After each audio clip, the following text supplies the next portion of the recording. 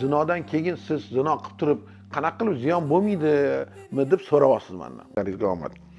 Demak, gap shundaki, avvalambor qilayotgan ishimiz agarda mana shu noto'g'ri ish bo'ladigan bo'lsa, harom ish qilayotgan bo'lsak, mana o'g'irlik qiladimi odam, shu birovni haqqini yeydimi, o'sha Xudo ko'rsatmagan harom qilgan narsalarni qiladimi, bilib qo'yingki, buni oqibati baribir yomon bo'ladi. Chunki siz bilib, bu narsani haromligini bilib turib, bu narsani noto'g'riligini bilib turib, qilganingiz uchun miya buni negativ holatda qabul qilaveradi.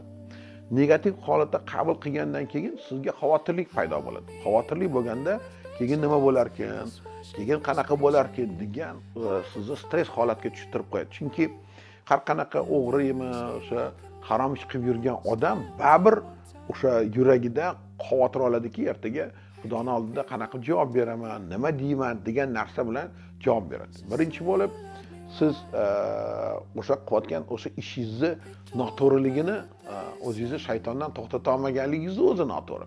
Bu qiz bolani ham siz shu holatga solasiz.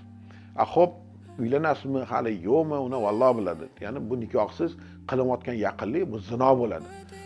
Zinodan keyin siz zino qilib turib, qanaqa qilib ziyon bo'lmaydimi deb so'rayapsiz mendan. Bu обязательно sizda muammo keladi. Bu dunyoda ham, u dunyoda ham hali u narsani